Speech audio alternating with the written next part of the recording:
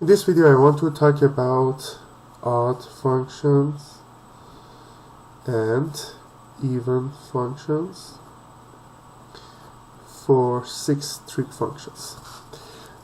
In previous parts we saw that sine function and cosine function. We saw sine function is odd function, cosine function is even function. So we have odd and here we have even function, because sine negative x will be equal to negative sine x, cosine negative x will be equal to cosine x.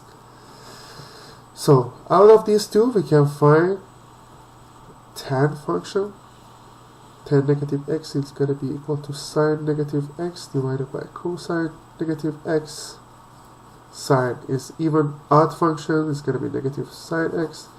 Cosine is even function, so it's going to be negative sine over cosine, so it's going to be negative tan x. So as you see here, we have an odd function. Cotan is going to be the same thing. Cotan negative x is going to be cosine negative x divided by sine negative x.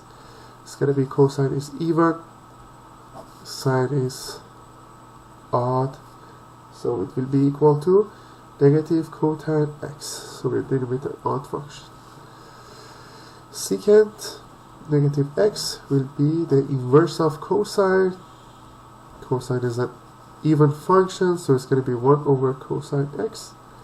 So it will be secant x. So we're dealing with an even function. Cosecant negative x will be equal to 1 over sine negative x, and it's going to be over 1 over negative sine x. So it will be negative cosecant x. So again, we are dealing with an odd function.